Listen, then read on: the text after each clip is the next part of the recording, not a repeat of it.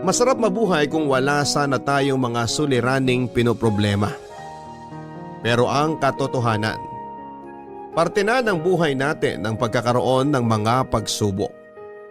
Mga pagsubok na karaniwang bumubuo sa ating nakaraan at humuhubog sa ating pagkatao.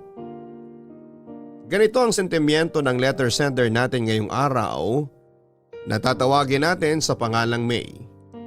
Patong-patong na problema ang kanyang kinaharap sa puntong muntik na siyang sumuko sa buhay.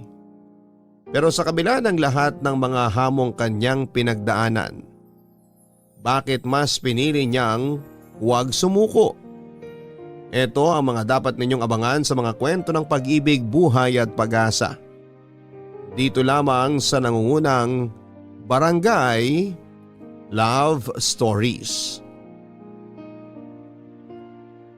Dear Papa Dudut, magandang araw sa inyong lahat mga kabarangay at sa inyo po Papa Dudut. Solid listener po ako ng Barangay Love Stories kapag nakakaligtaan ko pong makinig sa programa ninyo tuwing tanghali ay lagi ako nag-aabang sa mga replays ninyo. Lahat po kasi ng stories na ibinabahagi ninyo ay talaga namang kapupulutan ng aral. Kaya lubos po akong matutuwa kung sakali mang mabasa ninyo ang kwento ko na sa tingin ko ay maraming kapupulutang aral. By the way, ako nga pala si May, 28 years old at kasalukuyang nakatira sa Pasig bilang corporate secretary sa isang law firm sa Ortigas. Galing po ako sa isang broken family. 3 kaming magkakapatid noon at nakatira sa Tondo. Masaya sana ang pamilya namin kung hindi lang naging abusive ang papa ko dahil sa alak. Palagi noong nakakaranas ng pangmamaltrato si mama mula kay papa. Kaya siguro hindi naglaon ay naghanap na lamang si mama ng kalinga at pagmamahal mula sa ibang tao. Papadudot nagkaroon ng kalaguyong tomboy si mama at isa ako sa mga unang nakatuklas sa itinatago niyang relasyon. Mahal kong pareho ang mga magulang ko papadudot pero nang mga panahong yon ay naisip ko na hindi deserve ni papa ang panlulokong ginagawa ni mama sa kanya. Sa huli ay nagpa siya akong sabihin na lamang ang katotohanan. Isinumbong ko kay papa ang sikretong tinatago ni mama.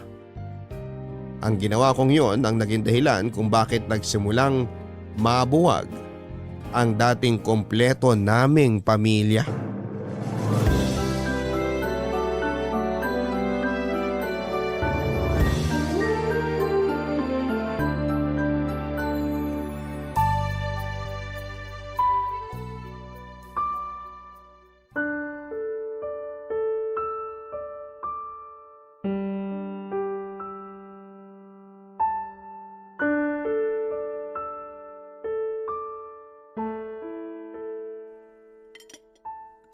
May anak, tulungan mo nga ako rito maghanda ng hapunan. Nagmamadali yata kayo. Pupuntahan nyo na naman ba yung kabit nyo? Ano bang pinagsasasabi mo dyan? Hala, sige na, maglabas ka na dyan ng mga pinggan. Ma, alam na namin kung anong ginagawa mo kay Papa. Alam na namin ni Kuya ang sikreto mo. Wala akong sikreto. Wala akong alam sa mga binibintang mo sa akin, ha? Nahuli ka na po namin. Huwag na kayong magsinungaling. May kabit kayong tomboy. May! Halika nga dito. Saan mo naman nakuha yung mga pinagsasasabi mong yan, ha? Nakita mismo ng mga sarili kong mata. Nahuli ko kayong dalawa, Ma. Sino pang nakakaalam niyan? Ako, at saka si Kuya. Wag na wag mo mababanggit yan sa tatay mo, ha? Bakit? Natatakot ba kayo? Natatakot kayo na malaman ni Papa ang totoo? Pero hindi kayo natatakot na gumawa ng kasalanan? Anak, alam mo kung anong pwedeng gawin sa akin ng papa mo kapag nalaman niya yung totoo. Pues itigil nyo na to, Ma. Hiwalayan nyo na yung tomboy na yun. Hindi ko magagawa yon. Mas mahalaga ba siya kaysa sa amin? Mas gugustuhin mo pang masira ang pamilya natin kaysa tigilan nyo yung panlulokong ginagawa nyo kay Papa? Itigilan natin tong usapan na to. Wala tayong dapat pag-usapan pa at wala ka ring sasabihin sa papa mo. Naiintindihan mo ba? Ang selfish nyo! Napaka-selfish nyo!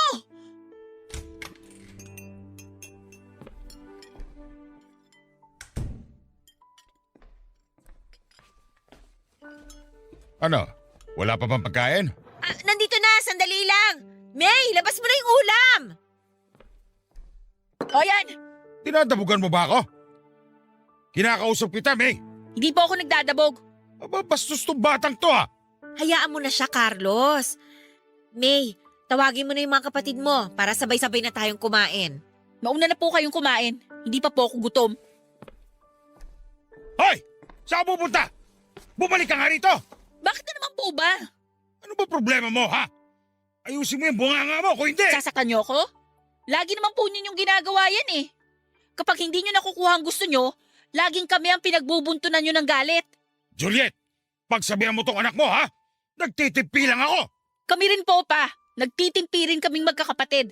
Sobrang nagtitimpi lang kami sa pagiging pabayani ninyong magulang. Isang abusive na tatay at isang cheater na nanay. May! Tapos kaming tatanungin nyo kung anong problema? Wala pong problema sa amin. Nasa inyong problema. Sa inyong dalawa. Anong sabi mo? Carlos, wag mo nang intindihin tong si May. Kumain ka na dyan. Ako nang bahala sa kanya. Cheater? Sino cheater? Sagutin mo ako, Letsika! Si mama po. Totoo ba, Juliet? Totoo ba tong sinasabi ng anak mo? Carlos, magpapaliwanag ka. Walang hiya ka! Napakakati mo!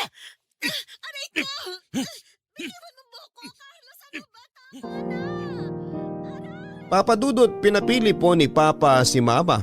Kaming pamilya niya o ang babae niya, pero mas pinili ni Mama na iwan kami at sumama sa kalaguyo niya. Sa pagkawala ng aming ilaw ng tahanan ay mas lalong gumulo ang buhay namin. Lumala ang problema ni Papa sa alak. Maliban po rito ay naging drug user din po siya.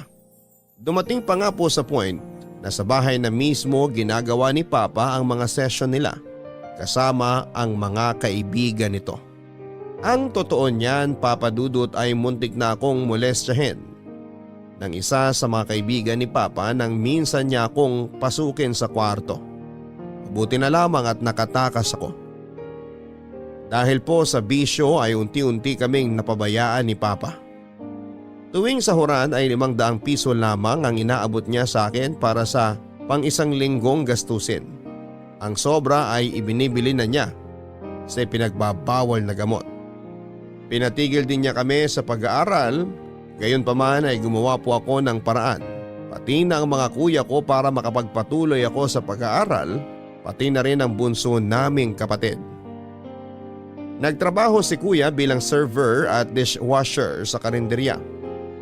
Samantalang umextra naman sa car wash ang bunso namin. Ginawa naming magkakapatid ang lahat, Papa Dudut, para magpatuloy sa buhay, pero pilit kaming hinihila pababa ng papa namin.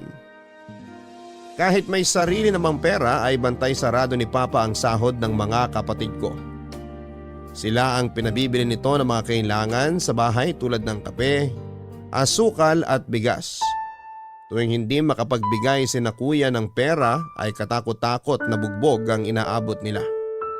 May pagkakataon nga rin po na maging ang inipon kong pera ay ginastos din ni Papa, dahilan kung bakit kami nagkasagutan noon. Nasaan na ba yun? Dito ko lang nilagay yun eh. Kainis naman eh. Ano nangyari rito? Bakit ang kalat? Ayusin ko rin maya-maya, may hinahanap lang po ako. Pa, may nakita po ba kayong box dito sa may drawer? Box? Wala. Bakit? Nandun yung inipon kong pera eh. Inipon ko yun para may pambili ng school supplies si Bunso sa pasukan. Ba't ako tinatanong mo? Sobrang burara mo kasi. Baka lang ho kasi nakita ninyo. Pinagbibintangan mo ba ako na kumuha ng pera mo? Nagtatanong lang naman po ako. Ayoko ng tabas ng dila mo, ha? May gusto ka bang palabasin? Nagtatanong lang po ako. Bakit kayo ganyan nakareact? Parang guilty kayo ah. Ano guilty? Ah! Ako kumuha ng pera mo. May problema ba? Pa, hindi naman para sa inyo yun eh. Nasaan na po yung pera ko? Pinambili ko ng alak. Babayaran ko kapag susunod na ako. Alak? Yung perang ilang buwan kong pinag-ipunan? Ipinambili nyo lang ng alak? Ano ba naman yan pa? Huwag mo nga akong artehan dyan.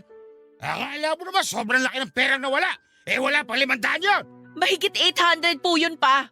Siguro nga maliit lang yung halaga na yun para sa inyo. Pero para sa akin, malaking bagay na yun. Malaki ng tulong yun para sa pag-aaral ni Bunso next school year. Walang hiyang batag to! Isinusubat mo sa akin ngayon yung 800 pesos mo? Gusto mo magkwentaan tayo ngayon? Kung tutusin, wala pa sa 1% yung pera mo sa lahat ng nagastos kong pagpapalaki sa inyong magkakapatid. Kaya huwag kang mayabang! O yan, Betty! Sukli ng pera mo! Pasalamat ka, hindi ko pa pinambili ng Yossi yan. Anong gagawin ko sa 20? Eh di saksak mo dyan sa lalamunan mo para hindi ka makasagot-sagot sa akin.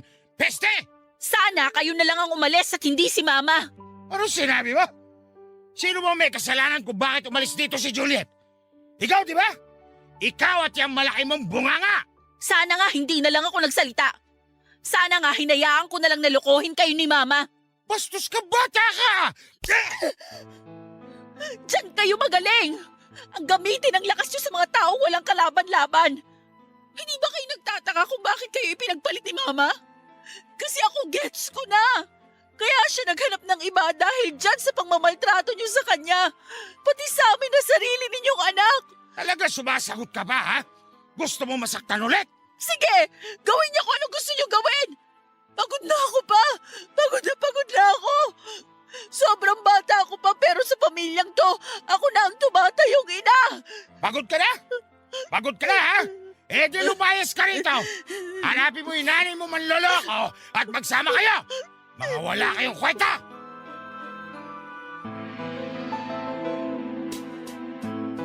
Papadudot kahit sawa at pagod na ako sa dinaranas naming buhay ay nagtiis ako.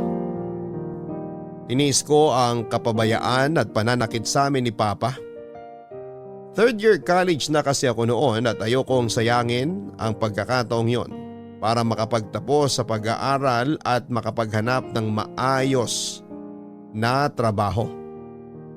Isa pa ay hindi ko naman alam kung nasa ang lupalop ng bansa si Mama noon. Kaya wala akong choice kundi ang magstay kay Papa.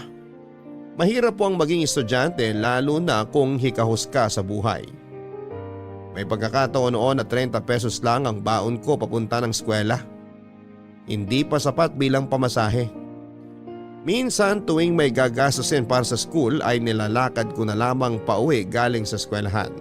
Tandang-tanda ko pa nga hanggang ngayon ang mga araw na binabagtas ko ang kahabaan ng Sampaloc hanggang Divisoria para lamang mapagkasya ang kakarampot na perang dala-dala ko. Ang mga paghihirap kong ito ay naging rason kung bakit mas nagpursige akong makapagtapos sa kolehiyo. Mabuti na lamang po at scholar ako at kahit papaano ay malaki ang naitulong nito sa pag-aaral ko. Ako na lamang kasi ang inaasahan ng mga kapatid ko na magtaguyod sa kanila kaya naman po ginamit ko sila bilang inspirasyon. Hanggang sa sumapit na nga po ang araw na pinakahihintay ko. Ito ay ang makapagtapos ako sa wakas sa pag-aaral. Ang graduation day ang araw na pinakahihintay ko noon. Ito sana ang isa sa mga pinakamasayang araw ng estudyante dahil sa wakas ay makapagtatapos na sila after 4 years. Pero sa halip na maging masaya ay nakaramdam po ako ng lungkot sa mismong graduation day ko, Papa Dudut. Business Administration major and marketing po ang tinapos ko pero mag-isa lamang akong nagmarcha sa graduation dahil hindi dumalo si Papa. Busy rin naman noon ang mga kapatid ko sa kanya-kanya nilang trabaho kaya mag-isa lamang po akong tumanggap ng diploma ko. Mabuti na lamang at kasama ko ang nooy nobyo kong si Angelo para suportahan ako. Pero sa hindi naasahang pagkakataon, pagkababa ko ng stage ay isang pamilyar na mukha ang nakita ko. Nakita ko po si Mama na nakatayo malapit sa stage kasama ang bunso kong kapatid at si Angelo. Agad na namuo ang luha sa mga mata ko ng oras na yon, Papa Dudut. Matapos ang napakahabang panahon ay muli kong nakita si Mama. Sa halip na bumalik ako sa upuan ko ay tinakbo ko ang kinaroroonan ni Mama at niyakap ko siya ng mahigpit. Wala na akong pakinoon kahit na pagtinginan kami ng mga tao at suwayin ako ng mga bantay dahil Pinababalik na ako noon sa upuan ko. Masaya lamang po kasi ako na kahit papaano ay may isang magulang na nagpunta sa pinakamahalagang araw ng buhay ko.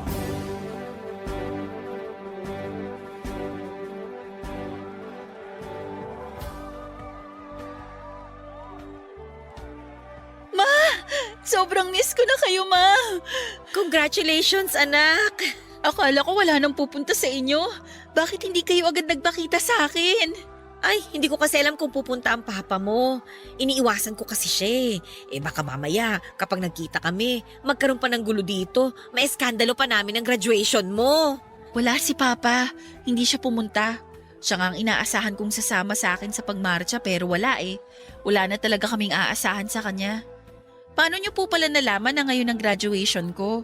Nakakausap ko si Bunso. Siya ang nagbalita sa akin na magtatapos ka na. Kaya talagang pinag-ipunan ko tong araw na to para makadalo ko sa graduation day mo. Salamat, Ma. Hindi niyo alam kung gaano niyo ako napasaya ngayon. Siya nga po pala. Baka hindi pa siya nagpapakilala sa inyo. Ito po si Angelo, boyfriend ko po. Hello po ulit, tita. Boyfriend ka pala ni May? Hindi ka naman nagsasabi eh. Ang pakilala kasi sa akin ni Bunso, magkaibigan lang kayo. Boyfriend ko po siya, Ma. Siya ang laging tinatakbuhan ko tuwing may problema ako. Lalo na tuwing stress ako sa school at sa bahay. Siya ang safe space ko. Ganun ba? Naku, ikaw na muna ang bahala sa anak ko, Angelo, ha? Kung maaari, habaan mo na lang ang pasensya mo sa kanya. May pagkamaldita yan minsan, pero mabait naman tong anak kong si May. Ma naman. Huwag po kayong mag-alala, tita. Hindi ko po pababayaan ang anak nyo. Mabuti naman kung ganon. Pasensya na anak ha. Tinakasan ko yung responsibilidad ko sa inyo. Alam kong hindi ako naging mabuting ina. Pero araw-araw kong ipinapanalangin sa Diyos na sana malampasan ninyo ang bawat problemang dumarating sa buhay ninyo. Alam niyo ba, Ma? Isa kayo sa mga inspirasyon ko kaya pinilit ko talagang makapagtapos. Kumusta na kayo? Maayos ba ang buhay niyo sa papa niyo? Naku, Ma, kung alam mo lang, mas lumala pa si Papa simula nung nawala ka. Kung ano siya nung umalis ka, mas grabe siya ngayon. Hindi ka ba niya sinasaktan? May mga pagkakataon na nananakit siya, pero nasanay na ako doon. Parang parte na nga ng araw-araw naming buhay ang makatanggap ng galit ni Papa eh. Hayaan nyo, kapag nakaluwag-luwag ako, kapag nakapag-ipon na ako ng pera, kukunin ko na kayo magkakapatid kay Carlos. Masakit para sa akin na malaman na sinasaktan niya kayong mga anak ko at sisiguruhin kong mananagot siya sa mga ginagawa niya. Sana nga po dumating na yung araw na magkasama-sama na tayo ulit. Ano na ngayon ang plano mo? Maghahanap ka na kagad ng trabaho? Opo, yun po ang plano. Ayoko nang magsayang ng oras. Gusto ko nang magtrabaho agad para makaalis na tayo sa mahirap nating buhay.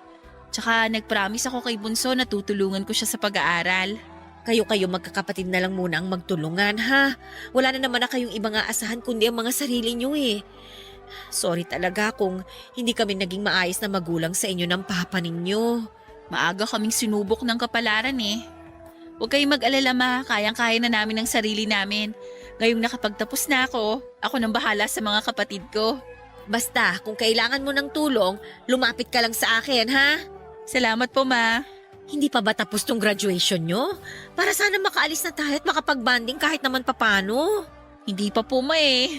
May closing speech pa, tsaka kakanta pa kami. Maupo muna kayo dyan, mahaba-haba pa po to. Ay, siya, sige. Bumalik ka na sa upuan mo. Hindi na maganda ang tingin sa atin ng teacher mo, oh. Sige po, maiwan ko po muna kayo. Congratulations ulit, anak! Salamat po.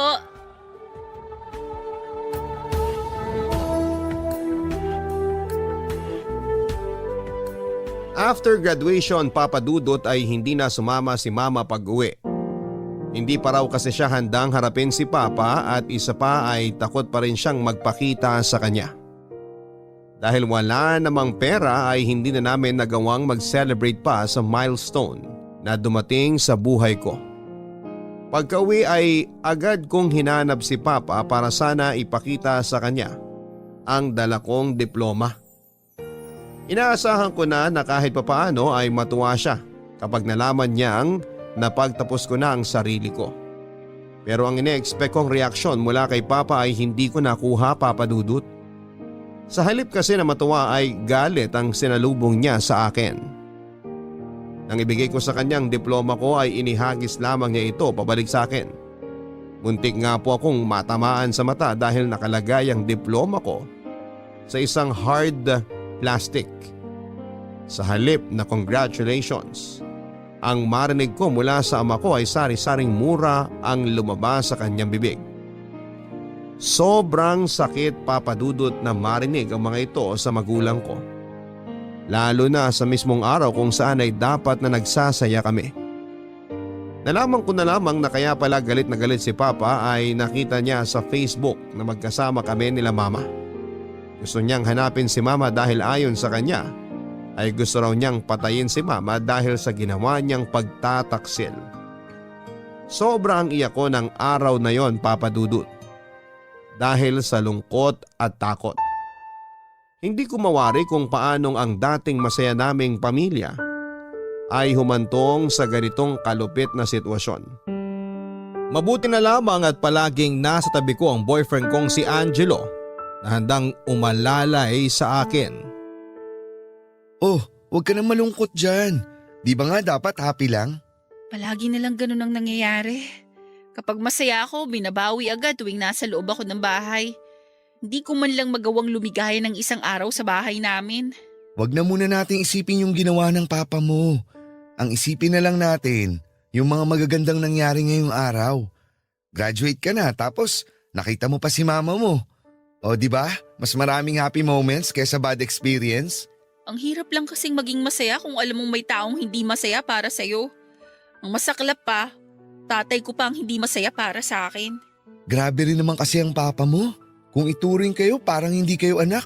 Hindi na kami mahalaga para sa kanya eh. Alam mo kung anong mas mahalaga sa buhay niya? Yung bisyo niya. Alak, sigarilyo, barkada. Ni minsan hindi man lang niya inisip ang kapakanan namin. Hindi siya masaya kasi alam niyang wala siyang ambag sa success mo.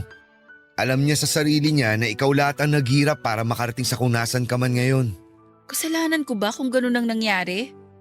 Kung hindi niya kami kayang buhayin, di kami na mismo ang bubuhay sa sarili namin. Mahirap iasa ang buhay sa taong wala ng pag-asang magbago. Bakit kasi hindi pa kayo kunin ng mama mo? Mahirap din daw ang buhay nila mama eh. Baka wala rin daw magbago kung sa kanila kami tumira kasi pati sila, hirap na hirap din daw sa buhay. Pero at least walang nananakit sa inyo. Maiba ako. Kumusta na pala yung sugat mo sa muka? Masakit pa ba? Medyo mahapdi pa, pero galos lang naman to. Ano ba kasing nangyari? Ibinato sa akin ni Papa yung diploma ko.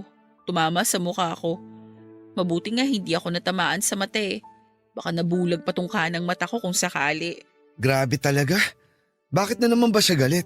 High blood na naman kasi nalaman niyang nagkasama kami nila mama. Alam mo naman yung nangyari sa kanila, di ba? Ang hirap magkaroon ng mapanakit na tatay, no? Mabuti na lang mabait ang mga magulang ko. Nakakaingit ka nga eh. Paano kung sa amin ka na lang kaya muna tumira? Ha? Anong gusto mong mangyari? Mag-live-in na tayo kaagad? Hindi naman. Nag-aalala lang kasi ako sa'yo. Baka kung ano pang magawa sa'yo ng tatay mo. Tingnan mo nga, nasugatan ka na niya. Huwag na nating hintayin na humantong pa ang lahat sa mas malalang sitwasyon. Pero paano sina kuya? Kapag umalis ako sa bahay, baka sa kanila ibaling ni Papa ang galit niya. Mas grabe ang trato ni Papa sa mga kapatid kong lalaki kesa sa akin. Marami na rin kasi kami sa bahay eh. Ikaw lang pwede kong kunin kung sakali. Tsaka, lalaki naman mga kapatid mo eh. Mas kaya nilang tanggapin yung ginagawa sa kanila ng papa nyo kaysa sa'yo na babae. Lalaki man o babae, walang may deserve na maltratuhin ng kanilang magulang. Gusto ko man sanang pumayag sa gusto mong mangyari pero hindi ko pa kayang iwan sina kuya ngayon. Tsaka isa pa, baka lumabas na wala akong utang na loob kung bigla ko silang iwan. Alam mo naman na pareho silang tumulong sa pag-aaral ko. Sige, kung yan ang desisyon mo. Pero anumang oras, kung hindi mo na kaya ang ginagawa ng papa nyo sa inyo, bukas ang bahay para sa'yo. Nakakahiya rin kasi sa mga magulang mo. Pareho pa namang naghihirap ang pamilya natin. Ayoko maging pabigat sa inyo. Mas okay na muna siguro magstay na muna ako kay Papa. Tsaka isa pa, baka magbago na siya once na makahanap na ako ng trabaho. Speaking of trabaho, nakapag-ready ka na ba ng resume mo? Meron na, ipapaprint ko na lang. Sa Lunes na ako maghahanap ng trabaho. Hihinga lang akong saglit ng 2 araw. Sige, sabihan mo lang ako. Sasamahan kita magpasa ng resume. Salamat. Mabuti na lang talaga nandiyan ka para sa akin. Wala yun, ano ka ba?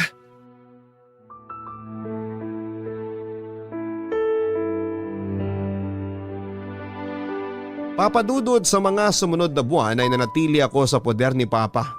Tiniis ko ang mga pananakit niya sa amin habang pilit akong naghahanap ng trabaho. Pero ang pagtitiis po ng isang tao ay may hangganan din. Dumating na ako sa punto noon na hindi ko na talaga kinaya ang mga nangyayari kaya nag-decide akong sumama na lamang kay Angelo. Hindi kalaunan ay nabalitaan ko na lamang na maging sina kuya at ang bunso naming kapatid ay nilayasan na rin si Papa. Nang minsan daw kasing magwala si Papa dahil sa kalasingan ay muntik na niyang masaksak si kuya gamit ang basag na salamin. Natakot sila noon para sa buhay nila kaya minabuti na lamang nilang umalis na rin. Nakahinga ako, papadudot nang malamang kong kinupkup sila ni Mama. At least ay mababawasan na ang pag-aalala ko ngayong alam kong nasa mabuti ng kalagayan ng mga kapatid ko. Papadudod sa pagtakas ko mula sa mga kamay ni Papa ay inakala ko ay nasa mabuting kamay na ako. Pero ang hindi ko alam ay wala rin palang magbabago sa buhay ko sa paglipat ko sa bahay ng nobyo ko. Mula sa impyernong tahanan namin ay lumipat ako sa isa pang impyernong tirahan. Hindi naging maganda ang pagtanggap sa akin ng pamilya ni Angelo. Ang masakit pa rito ay nalaman kong mas gusto pa nila ang ex-girlfriend nito kesa sa akin. Sa kabila ng hindi magandang pagtanggap sa akin ng pamilya ni Angelo, ay nanatili pa rin po ako doon dahil sa kahilingan ng boyfriend ko. Pero sa ilang buwan ng pananatili ko sa kanilang tirahan ay unti-unti kong natunghayan ang totoong kulay ni Angelo. Totoo nga po ang kasabihan na saka mo lang lubusang makikilala ang isang tao kapag nagsama na kayo sa isang bubong. Sa pagsasama naming dalawa ay parang sibuyas na nabalatan ang mga hindi kagandahang ugali ng boyfriend ko. Ilang buwan din po ako nagstay kina Angelo hanggang sa aksidente po niya akong nabuntis, papadudot. Ito ang naging dahilan kung bakit mas lalong tumindi ang disgusto sa akin ng mga magulang niya. Okay lang sana sa akin, papadudot, pero ang masakit ay ang biglang pagbabago ng ugali ng boyfriend ko nang malamang nagdadalang tao ako. Mas lumala siya. Bigla siyang naging pabaya at wala na siyang ibang binigay sa akin kundi ang sakit ng ulo. Pakiramdam ko talaga noon ay hindi na ako welcome sa bahay nila. Ang malala pa nito, papadudot, ay wala akong natanggap na support mula sa kanila. Imbes na alalayan nila ako dahil may dinadala akong bata ay puro sama ng loob lamang ang natanggap ko. Wala man lang ako naging kakampi sa naging pagbubuntis ko. Dahil sa sobrang stress, papadudot, ay naisipan kong umalis na lang sa bahay nila Angelo at sumama sa mama ko.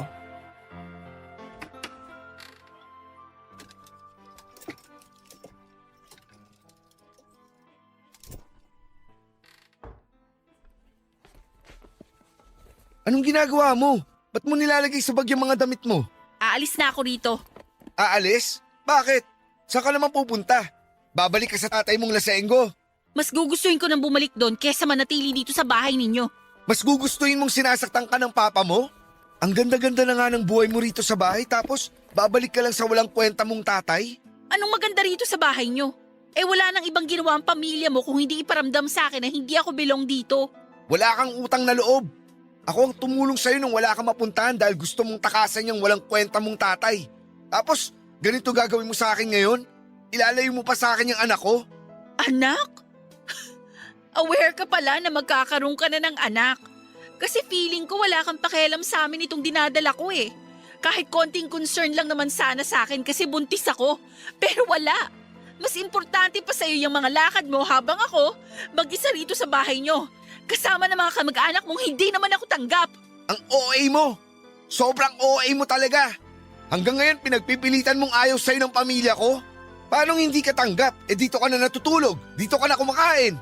Kung hindi ka tanggap nila mama, Sana nung unang araw pa lang hindi ka na pinapasok dito sa bahay. Palibasa hindi ka marunong makisama. Ako pa talaga ang hindi marunong makisama? Angelo, alam ko kung gusto ko ng isang tao o hindi. Dahil may pakiramdam ako. Hindi ako manhid at basang-basa ko ang mga tao rito. So ngayon, kung hindi nila ako gusto, aalis na lang ako. Hindi ako makakapayag. Dito ka lang. Wala kang karapatan para pigilan ako. Ako ang tatay ng batang nandyan sa tiyan mo. Simula nung naisip mong mambabae, nawalan ka na ng karapatan sa batang to. Paano mo nalamang? Akala mo hindi ko alam? Angelo, tahimik lang akong tao. Pero alam ko ang mga nangyayari sa paligid ko. Alam na alam ko kung ano mga pinagagawa mo pero pinili kong tumahimik para sa magiging anak natin dahil ayoko siyang mawala ng ama. Pero sumusobra ka na eh. Hindi porkit hindi na ako umiimik. Ibig sabihin nun may karapatan ka ng lokohin ako. Nay, isang beses lang yun. Alam mo naman na ikaw pa rin ang pipiliin ko sa uli. Isang beses? Hindi lang isang beses yon. Aamin ka na lang magsisinungaling ka pa? Hindi mo lang ako isang beses na niloko. Alam mo kung ano pang mas masakit? Nambababae ka na nga. Namamakla ka pa. Ano? Hindi ako sapat? Lahat na lang pinapatulan mo? Nakakadiri ka! Please naman, wag mo naman ilayo sa akin ang magiging anak natin. Ilang beses kitang tiniis. Kahit puro sama ng loob at sakit ng ulong binibigay mo sa akin dahil mas priority mo ang mga kaibigan mo. Wala kang narinig sa akin. Pero hindi ako nagreklamo dahil alam kong marami kang naitulong sa akin. Maganda ang naging pakikitungo mo sa akin noon. Pero ngayon, sobra na tong ginagawa mo. Ikaw na nga lang itong natitirang kakampi ko sa mundong to. Pero pati ikaw tinalikuran mo ako. Tapos ngayong aalis na ako, bigla kang magmamakaawa sa akin. Hindi na. Naubos na mga chance ang binigay ko sa'yo. Simot na simot na. Ang yabang mo namang magsalita. Akala mo naman may napatunayan ka na. Wala kang ang trabaho hanggang ngayon. Kung gusto mong bumalik sa dati mong buhay, pues, good luck sa'yo. Bumalik ka sa pamilya mong lasenggo, cheater at mga walang tinapos. Mabuti pa nga. Mas mabuti pa sila. Alam kong totoong ugali nila. Kesa naman sa'yo at sa pamilya mong plastic. Akala mo kung sino mga santo, pero ang mga sungay nakatago sa mga naglalakihan ninyong ulo. Magsama-sama kayo ng mga babae mo. Lumayas ka na lang, ang dami mong kuda. Lalayas talaga ako. Tandaan mo tong araw na to. Dahil hindi kita bibigyan ng pagkakataong makita ni anino ng anak natin. Papadudot lumipat ako sa mama ko kung saan naroon nakatira ang dalawa kong kapatid.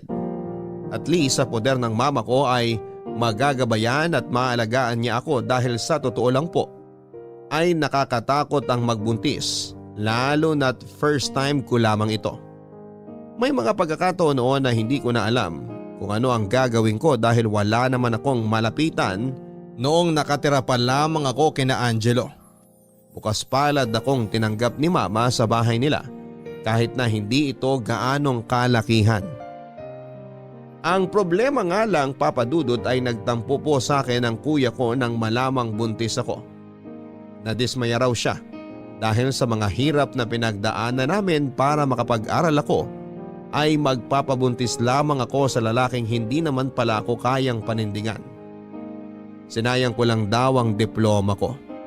Sa halip na nagtrabaho na ako para sa pamilya namin ay nagdagdag pa ako ng isa pang buhay na makakasama namin sa hirap. Naiintindihan ko naman po kung saan nanggagaling ang tampo ng kuya ko. Totoo naman ang mga sinasabi niya. Hindi ko rin noon inakalang magdadalang tawa ko at lalong hindi ko inaasahang biglang matatapos ang relasyon namin ni Angelo. Plano ko naman po talagang makahanap kaagad ng trabaho at bumangon mula sa kahirapan, kaso nga lang po ay naging mailapang swerte sa akin. Ang ginawa ko na lamang po ay ibinigay ko ang buong oras ko sa batang nasa sinapupunan ko hanggang sa maipanganak ko ito. Oh, May! Anong ginagawa mo mag-isa dito sa labas? Wala po, nagpapahangin lang po ako. O nasan yung anak mo? Nasa loob po, binabantayan ni Bunso. Ah, Anong oras na ba? Maaga pa naman, samahan na muna kita rito. Okay lang ba? Sige po. Wala ka na ba talagang planong ipakilala yung bata sa tatay niya? Wala na, Ma. Burado na yung taong yun sa buhay namin ng anak ko. Hindi nga niya magawang magpakatatay nung ipinagbubuntis ko pa lang si baby eh. Ngayon pa kaya? Pero may karapatan pa rin naman siya sa anak ninyo. Katulad ni Papa. May karapatan din siya sa amin pero ayaw niyo na kaming pabalikin sa kanya, di ba? Ganun din ako, Ma. Inaalala ko lang ang kapakanan ng anak ko at alam kong mas makakabuting lumayo na lang siya sa tatay niya dahil walang mapapala ang bata kay Angelo. Ang tanong, okay lang ba kay Angelo ang naging desisyon mo? Wala naman paki yun sa amin. Never nga siyang gumawa ng paraan para pabalikin kami sa buhay niya. Ayos na rin yun. At least wala na kaming pinoproblema pa ng anak ko. At saka hindi pa handang bumuo ng pamilya yung taong yun. Basta ba wag siyang manggugulo? Subukan lang niya. Makakatikim siya sa mga kapatid ko. Galit din si kuya dun eh. Akala ko talaga mabait na tao yung Angelo na yan. Ako rin po eh. Kaso lumabas ang totoo niyang kulay nung tumira na ako sa kanila. Ay naku ma, huwag na nga natin siyang pag-usapan. Masisira lang ang gabi ko. O ay siya, sige. Ano bang gusto mong pag-usapan natin? Heart to heart talk, nanay sa nanay. Nung ipinanganak mo ba kami, wala kang pagsisisi? Ano ka ba? Wala. Kasi blessing kayo mula sa Panginoon. Alam mo, ako nga ang pinakamasayang babae sa balat ng lupa nung ipinanganak ko kayo. Kasi kahit hirap sa buhay, kayo nagbibigay ngiti sa amin noon ng papa mo. Bakit mo naman natanong yan? Nagsisisi ka ba sa nangyari? Masaya rin naman po ako. Tinuturing ko rin na blessing ang baby ko. Pero hindi ko lang maiwasang manghinayang. Na-delay yung mga plano ko sa buhay dahil nabuntis ako.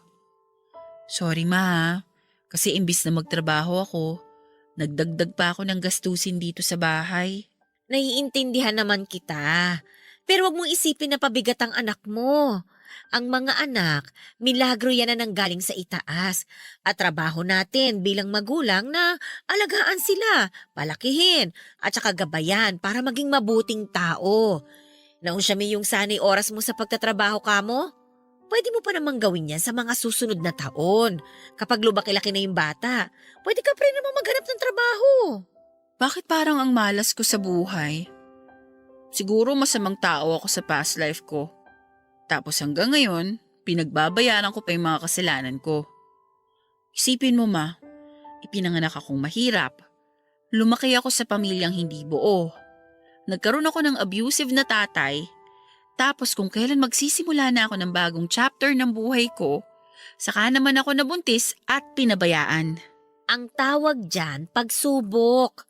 Mga pagsubok na huhulma sa'yo nang sa ganon, may ready mo yung sarili mo kapag ibinigay na sa'yo ng Panginoon ang buhay na deserve mo. Para ka lang nag-aaral maglakad. Ilang beses kang madadapa hanggang sa matutunan mo na kung ano ang tamang gawin sa hindi. Ma, ganun ba talaga yon? Abay, oo naman. Kaya tuwing sinusubok ka ng tadhana, isipin mo na lang na kapag nalampasan mo ito, may reward na naghihintay sa'yo. Pero i-promise mo sa akin anak na huwag kang gagaya sa akin ha. Marami akong mga naging desisyon sa buhay ko na hanggang ngayon ipinagsisisihan ko pa rin. Matuto ka sa mga kamalian ko nang sa ganon hindi mo na ito maulit sa anak mo. Alam ko po yun. Hinding-hindi ko talaga ipaparanas sa anak ko kung ano mga naranasan kong paghihirap. Kaya nga kung maaari lang, gusto ko na magtrabaho eh. Ayokong magkamuwang ang anak ko na ang sasalubong sa kanya ay kahirapan. Gusto ko ang mga unang alaala niya sa mundong to.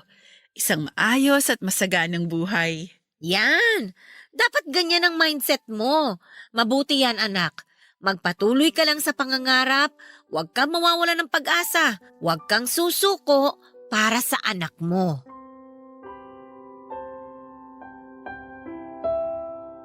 Papa Dudut, sinunod ko ang advice sa akin ni Mama. Hindi ako nawala ng pag-asa at kumapit ako sa mga pangarap ko. Hindi ako tumigil sa pagpupursige sa buhay. Sa dami ng mga problemang nalampasan ko, ay tiyak akong malalampasan ko rin ang mga panibagong hamon ng buhay na darating sa akin. Hinintay ko pong lumaki ng ilang taon ng anak ko bago ako naghanap ng trabaho. Nakapasok naman ako sa isang accounting firm. Tuwing nasa trabaho ako ay iniiwanan ko ang anak ko kay mama. Sa awa ng Diyos, dahil sa trabaho kong ito ay unti-unti po kaming nakaluwag-luwag sa buhay. Simula noong nagkaroon ako ng trabaho ay para bang tumaas bigla ang tingin sa akin ng mga taong dating umaalipusta sa akin. Kung dati sobrang baba ng tingin nila sa akin, ngayon ay tinitingala na nila ako. Matapos ang isang taon ay nag-resign po ako sa trabaho at lumipad sa isang mas promising na trabaho. Pumasok ako sa isang law firm kung saan doon ako ay mas nagtagal. Sa panahong pong yon ay unti-unti ko na pong nakakamit ang mga pangarap ko. Pero hindi lang po doon nagtatapos sa mga blessing na natanggap ko. Dahil isang tao rin po ang ipinagkaloob sa akin ni Lord para maging parte ng buhay ko. Papadudot, sobrang laki ng pasasalamat ko sa Diyos dahil hindi niya kami pinabayaan. Nagkaroon ako ng trabaho na siya na ngayong pinagkukunan namin ng panggastos para sa pamilya ko. Ang dating pinapangarap ko lamang na buhay ay nakamit ko na. Ako na rin po noon ang nagpapaaral sa bunso naming kapatid na malapit na rin noong makapagtapos. Talagang may tamang oras nga ang lahat at darating din ang araw na matagal na nating ipinapanalangin. Pero ang isa na siguro sa mga pinakamasayang blessing na natanggap ko sa buhay ko, Papa Dudut, ay nang makilala ko si Riel. Ang totoo po niyan ay ayoko na sanang magmahal muli noon. Pero pinush ko ang mga kaibigan ko at sinabing huwag matakot na buksan muli ang puso ko na siya namang ginawa ko. Kaidaran ko lamang po si Riel na nakatira sa Pasig. Tulad ko ay isa rin siyang single parent. Meron po siyang 2 anak na siyang dahilan kung bakit nagkaroon kaagad kami ng connection sa isa't isa. Papadudod, pumasok po kami ni Riel sa isang relasyon. Pero hindi tulad ng inaasahan ko ay hindi rin gaanong kadali ang naging sitwasyon namin. Parang nga pong naulit lang ang nangyari kay Angelo dahil hindi rin po ako tanggap noon ng pamilya ni Riel. Mas malala nga lang po ngayon dahil kasama na po sa problema ang ex-girlfriend ni Riel na hanggang noon ay naghahabol pa rin sa boyfriend ko. Ganun pa man, Papa Dudut, ay malayong malayo si Riel kay Angelo dahil si Riel ay kaya kong ipaglaban. Kaya niya akong panindigan dahil totoo niya po akong minamahal. Babe, sa tingin mo, hindi ba ako katanggap-tanggap bilang isang tao? Ha? Anong klaseng tanong yan? Siyempre naman katanggap-tanggap ka, kaya nga ako napamahal sa'yo eh. Eh bakit parang hirap na hirap akong tanggapin ng mga tao? Paano mo naman nasabi? Eh kasi lahat na lang ng naging boyfriend ko. Ayaw sa akin ng pamilya nila. Oh, wag kang tumanggi. Hindi rin ako gusto ng mga magulang mo. Hindi naman sa hindi ka nila gusto. Siguro, hindi pa lang sila nakakapag-adjust sa'yo. Ganon talaga yung mga yun. May trust issue sila eh. Hirap silang magtiwala sa kung sino-sinong tao. Hindi naman ako kung sino-sino lang ah. Girlfriend mo ko. Tiis ka lang ng konti, matatanggap ka rin nila. Tsaka hindi naman nila madidiktahan ng puso ko eh. Kung sino man ang mahalin ko, wala silang magagawa ron. Ganyan din ang sinabi sa akin ng ex ko nun eh. Ayaw din sa akin ng pamilya niya. Kaya ayun, hindi kami nagtagal. Itong nangyayari ngayon, nangyari na noon sa akin. Natatakot lang ako na mauwi rin tayo sa same ending. Nakakalungkot naman eh, kinukumpara mo ako sa ex mo. Hindi kita ikinukumpara sa ex ko. Sinasabi ko lang ang pagkakatulad ng sitwasyon ko noon sa sitwasyon ko ngayon. Pero ibang-iba ka sa ex ko. Maniwala ka sa akin. Talagang malayo ko sa ex mo. Alam mo kung bakit? Kasi hindi kita iiwan. Hindi kita pababayaan kagaya ng ginawa niya sa'yo. Talaga ba? Oo naman. Kaya sana ganun ka rin sa akin. Kaya nga ako natatakot kasi ayokong mawala ka. Kahit na kung ano-ano pang kasiraan ang sinasabi sa akin ng ex mo sa social media. Bakit? Anong sinasabi ni Lisa tungkol sa'yo? Pinost niya sa Facebook na kabit mo raw ako. Sabi pa niya, inagaw daw kita sa kanya pati na ang mga anak ninyo. Pero alam mo namang hindi totoo yun, di ba? Matagal na kaming hiwalay ni Lisa. Tsaka isa pa, hindi naman kami kasal. Oo, alam ko. Pero ang tanong, alam ba yan ng mga chismosa sa Facebook? Lakas nilang makabash sa akin pero hindi naman nila alam ang totoong kwento. Nagpapaniwala agad sila sa one-sided story. Hayaan mo. Kakausapin ko siya para tumigil na siya. Wag na. Mahirap pigilan ng tao, lalo na kung inggit na ang nananalaytay sa buong pagkatao niya. Tsaka pag kinausap mo pa siya, ibig sabihin lang nun na tumalab ang pagpapapansin niya sa'yo. Isang beses lang. Kakausapin ko lang na masinsinan. Ayoko rin naman kasi na binabastos kanya ng ganun-ganun na lang. Kailangan kitang ipagtanggol sa mga taong naninira sa'yo kasi part yun ng role ko bilang boyfriend mo. Kaya ko naman ang sarili ko. Ako pa, sa dami ng pinagdaanan ko sa buhay, hindi na uubra sa akin ng isang babaeng better. Kaya hayaan mo na lang siya, huwag mo nang pansinin. Kapag pinatulan natin siya, lalong lalaki ang apoy. Gusto niya ng gulo eh. Yun ang gusto niyang mangyari, kaya huwag nating ibigay yun sa kanya. Hahayaan mo na lang na sirain niya yung pangalan mo sa social media. Kilala ko ang sarili ko. Kilala mo ang pagkatao ko. Kilala rin ako ng mga taong malalapit sa akin. Yun ang importante. Wala na akong pakialam sa mga taong agad-agad nagpapaniwala sa fake news. O ikaw bahala. Sabi nga nila, silence is the best response to a fool. O, English yon. Tama nga naman. Hayaan na lang natin siyang mamatay sa inggit. Basta ang mahalaga, pareho tayong masaya. Pareho na tayong kontento sa buhay. At pareho nating mahal ang isa't isa. I love you. I love you too.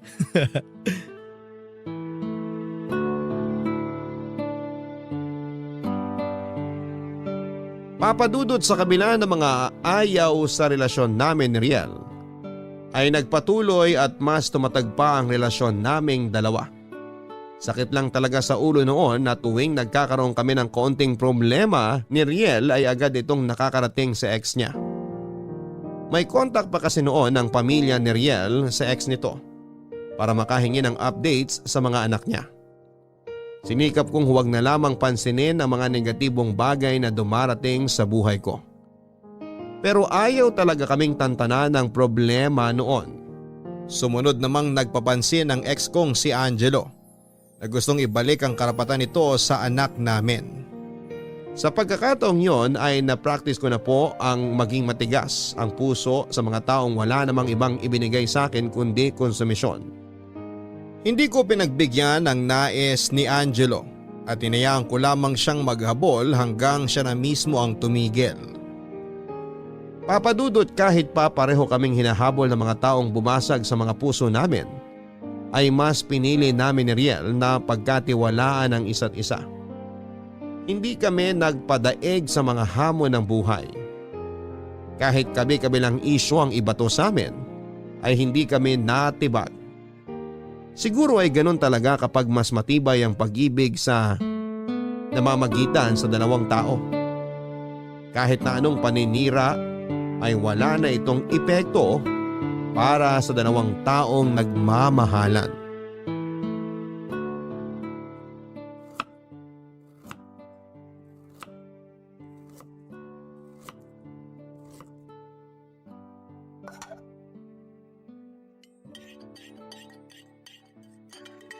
Babe, paabot naman ako ng sandok.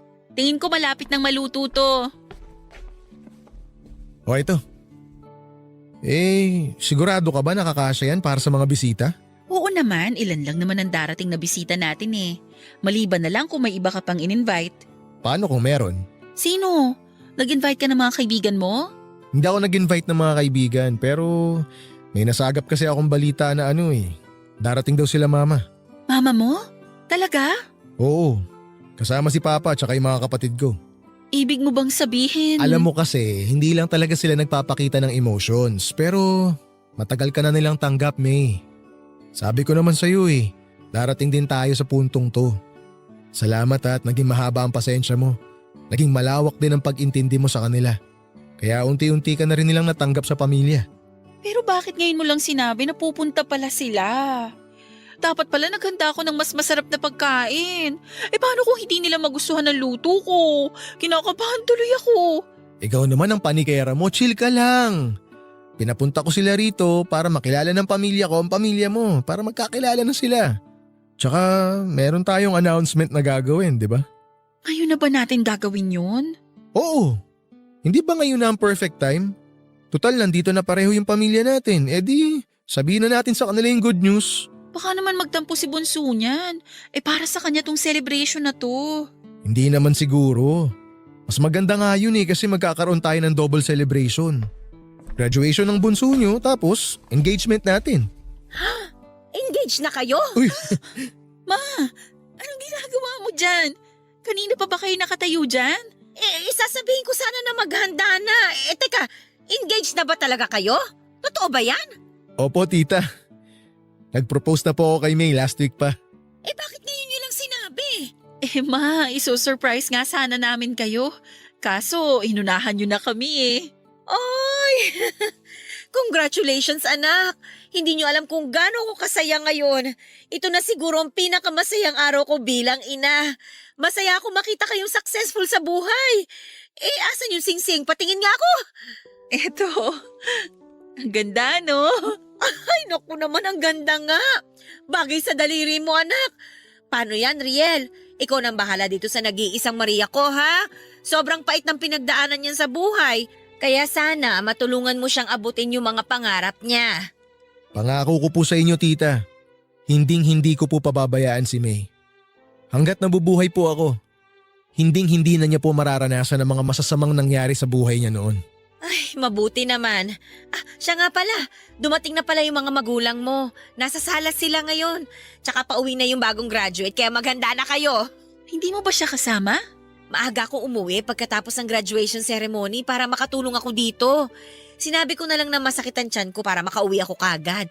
Kasama naman niya yung kuya niya Sige po, patulong na lang ako rito. Riel, yung tarp hindi pa nasasabit sa labas ng bahay. Okay sige, ako nang bahala ron. Tita, maiwan ko na po muna kayo.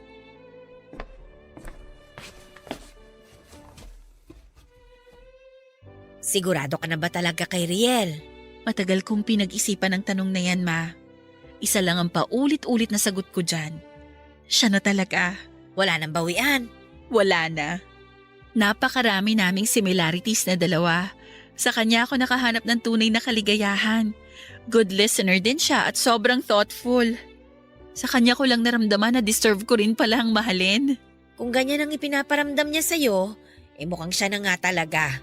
Masaya ko para sa inyong dalawa. Salamat, Ma. Papadudot ngayong December na po kami nakatakdang ikasal ni Riel. For the first time matapos ang lahat ng pinagdaanan ko sa buhay. Sa wakas ay naramdaman ko na rin ang feeling na maging masaya. Lahat ng ito ay dahil sa pagsusumikap ko at syempre dahil na rin sa tulong ng mga taong totoong nagmamahal sa akin.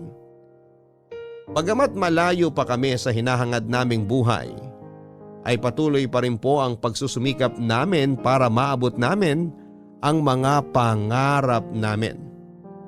Sa kasalukuyan ay nagsasama na kami ni Riel sa Pasig kasama ang anak ko at ang dalawa niyang anak. Ang malaki naming pamilya ay malapit na ring madagdagan ng isa pa dahil 2 months pregnant na po ako. Lumipat na rin sina mama at ang dalawa kong kapatid sa probinsya.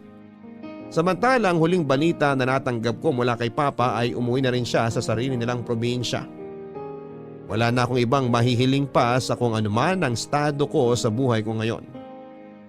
Ang tanging ginagawa ko na lamang ay ang magpasalamat sa Diyos dahil sa mga blessings na natatanggap ko mula sa Kanya.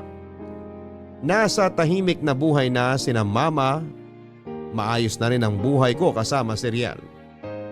Ang lahat ng hirap na pinagdaanan ko ay napalitan ng mga positibong bagay. Ito po ang kinalabasan ng hindi ko pagsuko sa buhay. Kaya ang advice ko sa mga nakikinig ngayon kahit na anong dagok ang kaharapin natin ay huwag na huwag po tayong susuko. Hanggang dito na lamang po Papadudot at sana po ay mapili po ninyong ikwento ang buhay ko. Salamat and more power sa Barangay Love Stories. Ang inyong forever kapuso at kabarangay, May. Dalawang salita lang ang aral na matututunan natin sa naging kwento ng kabarangay nating si May. Huwag susuko. Oo. Oo nga't dumarating tayo sa point ng buhay natin na sobrang pagod na tayo. Pero wag po tayong sumuko mga kabarangay. Pwede tayong tumigil at magpahinga pero wag na wag tayong susuko sa hamon ng buhay. Dahil balang araw ay pasasalamatan din natin ang sarili natin kung bakit hindi tayo sumuko. Hanggang sa muli, ako po si Papa Dudut sa mga kwento ng pag-ibig, buhay at pag-asa sa nangungunang Barangay Love Stories. Ang buhay ay maiwaga, laging may lungkot at saya. Sa Papa Dudut Stories, laging may karamay ka. Mga problemang kaibigan, dito ay pakikinggan ka. Sa Papa Dudut Stories, kami ay iyong kasama. Dito sa Papa Dudut Stories, ikaw ay hindi nag-iisa.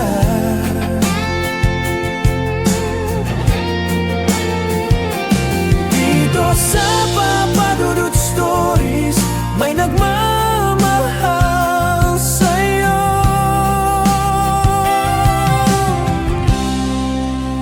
Papa Dudut Stories, Papa Dudut Stories, Papa Dudut Stories.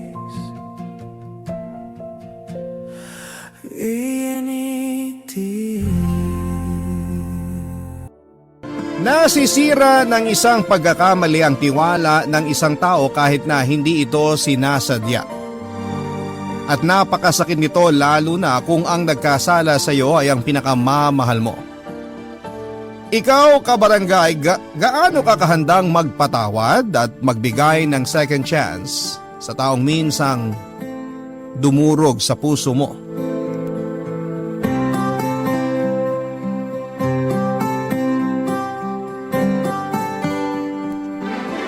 Dear Papa Dudut, bago ko po simulan ang aking storya ay nais ko po muna kayong batiin ng isang magandang tanghali. Itago niyo na lamang po ako sa pangalang Elvira, 31 years old, sa kasalukuyan na nakatira sa Valenzuela kasama ang biyanang ko. Meron po akong isang anak na babae, Papa Dudut, sa kinakasama kong si Mateo na isa namang kontraktor. 3 taon nang nakakalipas nang magsimula po kaming tumira dito sa Valenzuela. Ang totoo niyan ay tubong Pasig po talaga ako at doon na rin kami nagkakilala ni Mateo through common friends. Dati po kasing nagtatrabaho rin bilang sekretary ako sa isang private company hanggang sa niligawan nga ako ni Mateo at nabuntis. Nanirahan po kami sa isang paupahang kwarto sa Pasig hanggang sa nakapanganak na ako, Papa Dudut. Mahirap na masarap ang maging nanay. Pero masasabi ko na napaka-challenging pa rin ang magkaroon ng live-in partner na katulad ni Mateo.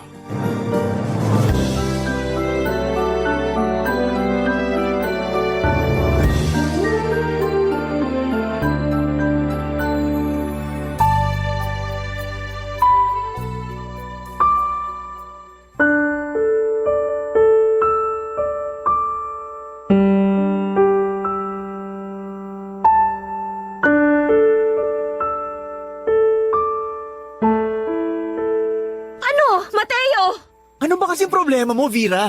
Kakapasok ko pa lang ng bahay, nakaangil ka na. Aba, ano ba sa palagay mo ang dapat maging reaksyon ko? Matuwa sa'yo? Pwede ba? Tingnan mo nga kung anong oras na. Pasado 1:00 na ng tanghali. Mabuti na isipan mo pang umuwi rito sa bahay natin. Ano, nagutom ka kaka-basketball mo? Hindi ko maintindihan sa'yo kung bakit ang init-init ng ulo mo. Samantalang nagre-relax lang naman ako sa labas kasama ng mga tropa ko. Ikaw na may sabi. Nagbabasketball lang naman kami, di ba? Ano ba masama dun? masama kung nagbabasketball ka. Ang masama yung halos tumambay ka na dun sa court at ubusin ang buong araw mo sa mga barkada mo. Mag-iisang linggo ka ng ganyan, Mateo. Umuwi ka na lang dito sa atin kapag nagugutom ka o kapag matutulog ka na. Di wala ka ng panahon sa amin ng anak mo ah. Masyado ka namang OA, Vera. Anong walang panahon? Di ba nung isang araw magkakasama pa tayo ng anak natin? Nag-mall tayo at kumain din tayo sa labas. Tapos kung makapagsalita ka, akala mo pinababayaan ko na kayo. Hoy! Para sabihin ko sa'yo, hindi hamak na mas marami ang oras na ginugugol mo sa labas kaysa sa amin dito. Aba Mateo, kasi sikat pa lang ng araw, nandun ka na nakabalandra sa kalsada. Ewan ko sa'yo. Ang liit-liit na bagay pinapalaki mo. Wala ka ba magawa sa buhay mo, Vera? At trip na trip mo talaga akong awayin? Nakakasawa na, alam mo ba yun? At ikaw ba talaga may ganang manawa, ano? Bakit? Naisip mo ba na tanungin ang sarili mo kung bakit ako nagagalit sa'yo? Malamang hindi, kasi manhid ka! Oras mo lang naman ang hinihingi namin ng anak mo, pero napakadamot mo pa! Akala mo ba gustong-gusto ko na palagi nagbubunga nga sa'yo? Siyempre hindi! Kaya nga sa abot ng makakaya ko, iniintindi kita! Pero ako, naiintindihan mo ba ang pinanggagalingan ko? Gusto mo yung palagi ko kayong kasama ng anak mo, ganon. Paano naman yung iba? Yung pamilya ko, yung mga tropa ko. Siyempre miss din namin ang isa't isa kaya normal lang na makipagkita ako sa kanila. Pati ba naman yun, kine-question mo pa? Masyado mo naman yata ako kinokontrol, Vera. At saan naman ang galing yan, Mateo? Naisip ko lang. Ganyan din kasi yung mga possessive na karelasyon ng mga tropa ko. Kaya ayun, hindi nakataka-taka kung nagsawa na sila. Sinasabi mo bang ganong klaseng tao ako? Ah, ano ba, Vera? Tumigil ka nga! Nasasaktan ako! Siraulo ka talaga! Ikaw ang siraulo sa ating dalawa! Alam mo, mabuti pa nga siguro doon ka na lang sa labas kasama ng mga barkada mo eh! Maglaro kayo ng basketball hanggang sa lumaylay ang mga dila ninyo! Total mas mahal mo naman sila kaysa sa amin ng anak mo eh! Kaya bahala ka na sa buhay mo! Buwisit ka! Pwede ba? Huwag ka nga masyadong madrama dyan. Hindi ako madrama! Ikaw ang walang pakiramdam! At dahil isang kontraktor ay madalas kong saang-saang lugar na didestino si Mateo Papadudut. Ang pinakamalayo na nga po ay ang bandang Visayas at Mindanao. Depende sa laki at tagal ng project nila. Bago kami magkakilala ay pabalik-balik na siya noon sa Manila at Cebu. Nang magkababy naman po kami bagaman hindi na tawid dagat ay madalas pa rin na nasa malayong lugar ang kinakasama ko dahil nga sa trabaho niya. Mabait naman po si Mateo Papadudut. Bukod doon ay good provider din siya, maayos at nagwo-workout naman ang relasyon namin bilang live-in partners kahit na LDR kami. Pero sa kabila ng lahat ay nagawa ko pa rin pong maging unfaithful sa kanya, Papadudut.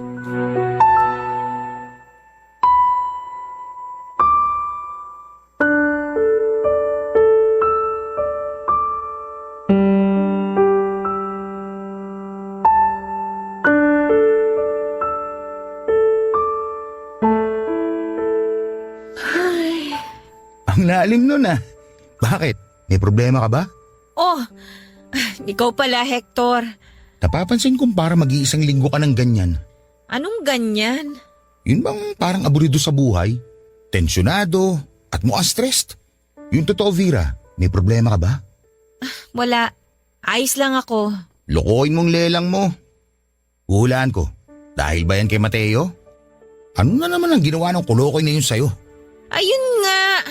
Wala siyang ginagawa kundi puro basketball, panay sama sa barkada kapag gigimik, tapos gabing-gabi na siya umuwi sa amin ng anak niya. At alam mo yung nakakainis pa doon? Pakiramdam ko kami pa yung nakikihati ng oras niya eh. Pinag-usapan niyo na bang dalawa yan? Kung usap lang, syempre, halos mapaos na nga ako sa kasasabi sa kanya tungkol sa problema namin. Kaso lagi niyang kinakatwiran na hindi naman niya kami pinababayaan. Kaya wala akong karapatan na sitahin siya sa kung ano man yung gusto niyang gawin sa oras niya. Ay, gets ko naman yun eh. Hindi naman ako makasariling babae para pagbawalan siya kung gusto niyang lumabas kasama ang mga barkada niya o makipagkita sa nanay at mga kapatid niya. Kaya lang, sinabihan niya akong possessive. Sinabihan niya akong siraulo. Kahit na ang gusto ko lang naman magkaroon din siya ng mahaba-habang oras sa aming mag-ina. Tapos, kung pagsalitaan pa niya ako, parang hindi ako yung nanay ng anak niya Oh, Vera, huwag ka nang umiyak.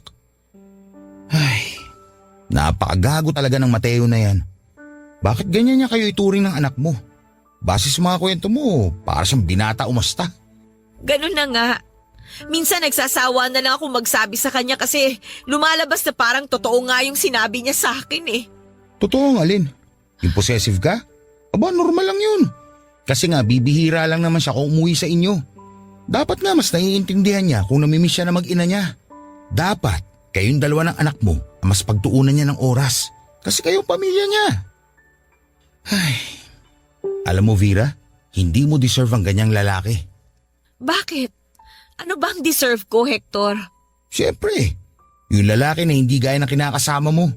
Dapat sa katulad mo, inaalagaan, minamahal at iniingatan. Hindi sinasaktan at binabaliwala. Buti ka pa naisip mo yan. Si Mateo, ewan ko ba?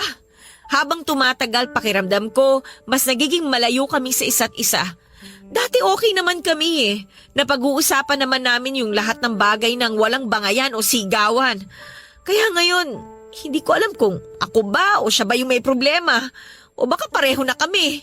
Lahat naman ng nasa relasyon dumadaan sa ganyang pagsubok. Kaso nakakasawa na nakakapagod na. Mabuti pa hayaan mo na lang muna ang mga bagay. Kung pipilitin mo kasing solusyonan ng isang problema kaagad, baka imbis na maayos maging malala pa.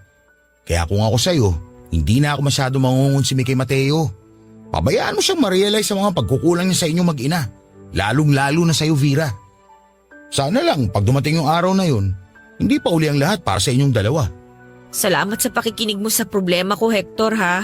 Sus, wala yun. Nako, tigilan mo na muna ang drama mo dyan at magmerienda tayo doon sa pantry.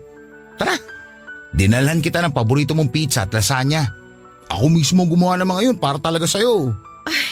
Nag-abala ka pa talaga. Sakto, kasi kanina pa ako nagugutom. Nga pala, Vera, sa susunod, iwan mo na lang muna sa bahay niyo ang problema mo. Lalo na dyan kay Mateo, para hindi ka nagkakaganyan. Ay, mukhang tama ka dyan. Susubukan kong gawin yung sinabi mo.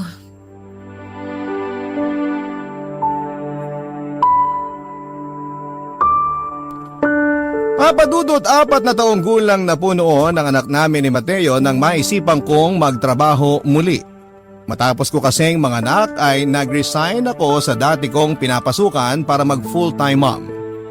Wala naman po akong pinagsisisihan sa desisyon kong yon dahil nasusubaybayan ko ang paglaki ng anak ko. Kaya lang ay aminado po ako na nakakaramdam ako ng pananawa. Tandang-tanda ko pa na pinagtalunan pa namin ni Mateo ang kagustuhan kong magtrabaho muli kesyo kaya naman daw niya kaming buhaying mag-ina. Kaya lang aminado po ako noon na kinaiinipan ko na ang pagiging taong bahay. Kaya nga nang sumang-ayon si Mateo matapos ang mahaba-haba naming diskusyon ay kagad kaming lumipat sa bahay ng nanay ko na taga Pasig rin para may mapag-iwanan ako sa anak namin. Doon ko na rin sinimulang maghanap muli ng mapapasukan at hindi nagtagal ay natanggap naman po ako sa isang private company bilang office staff at doon na nga nagsimula ang mabuting pagkakaibigan namin ni Hector na katrabaho ko. Mabait at maunawain, kay Hector ko po nahanap ang kalinga na hindi kayang ibigay sa akin ni Mateo dahil nga malayo kami sa isa't isa at bukod doon ay madalas pa kaming nagtatalo kesa nagkakasundo. Kaya hindi na rin po kataka-taka papadudot na nagsimula na nga akong mahulog sa katrabaho ko nang hindi sinasadya. Ang mga kwento ng pag-ibig, kwento ng buhay at kwento ng pag-asa. Nasa Spotify na, Barangay Love Stories. Pakinggan kahit kailan, kahit saan. Barangay Love Stories sa Spotify. Kinig na, kabarangay! Papadudot bukod sa tipikal naming pinagtatalunan ni Mateo, sa tuwing nasa bahay siya ay isa rin pong issue sa ka-live-in partner ko ay ang pagiging galante niya sa pamilya niya. Partikular na sa mga kapatid niya. Huwag niyo po sanang mamasamain at hindi po ako intremidita o masamang klase ng tao dahil lang sinisilip ko ang perang ibinibigay ni Mateo sa mga kamag-anak niya. Pero minsan ay hindi ko po talaga mapigilang magdamdam dahil pagdating sa amin ng anak niya ay tipid na tipid po siya. Palaging sapat lamang ang para sa amin, lalo na ang para sa akin. Pero sobra-sobra at nag-uumapaw naman pagdating sa pamilya niya. Samantalang dapat ay mas priority na niya kami, Papa Dudut. Yun din po ang dahilan kung bakit ginusto kong magtrabaho muli para naman magkaroon din ako ng sarili kong pera at hindi palaging umaasa sa kanya.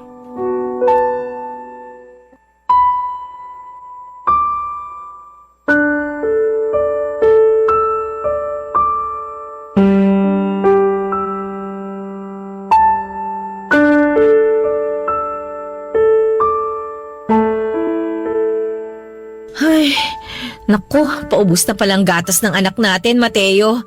Hindi na yata ito aabot bukas. Pwede ba? Huwag kang maraming sinasabi dyan, Vera. Kita mong busy ako eh. Tapos dada ka ng dada.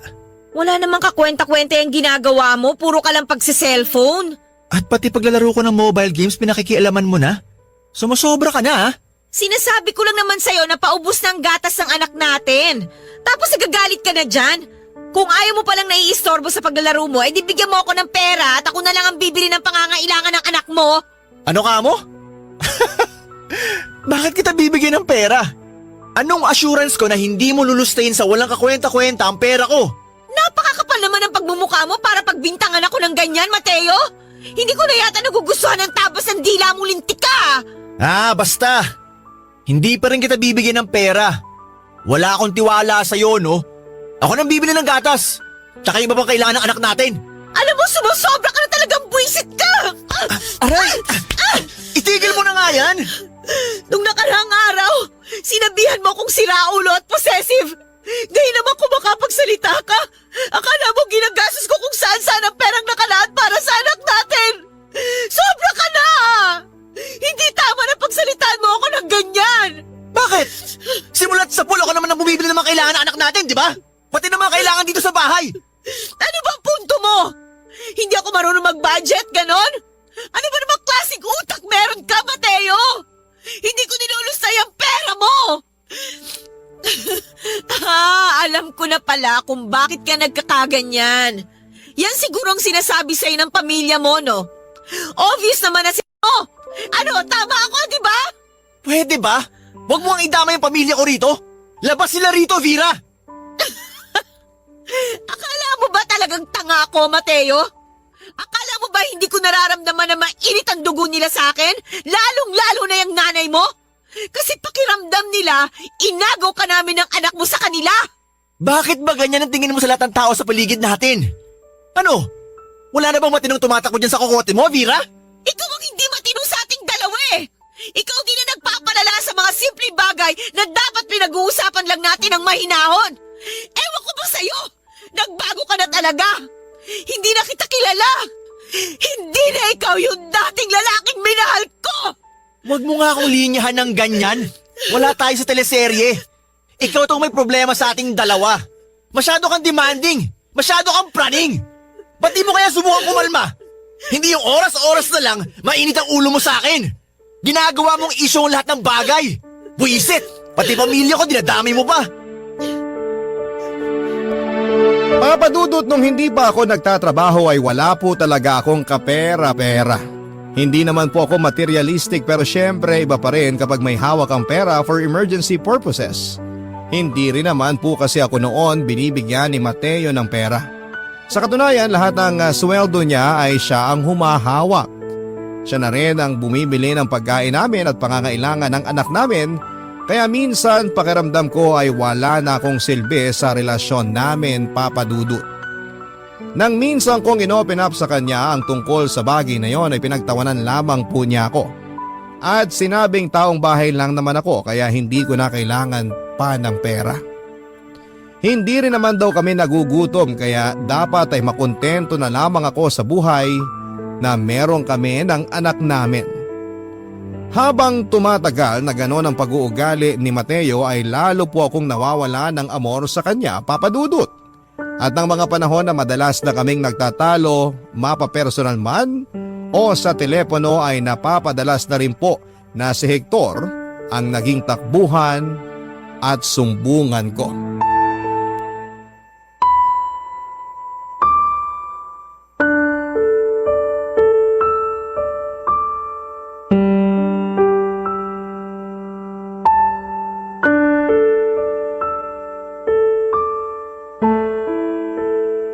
Sumusobra na talaga ang lalaki niyo sa mga pinagsasabi niya sa'yo, Vera. Mabuti na lang at destino ulit siya dahil kung hindi, baka masugod ko siya sa inyo at masapak sa muka. Ikaw talaga, Hector. Puro ka biro. Sino may sabi sa'yo na nagbibiro ko? Seryoso ako dun. Ang dapat sa bibig ng lalaking yun, pinapadugo. Hector, mali ba ako? Ang sa akin lang naman kasi, malalaki na yung mga kapatid niya.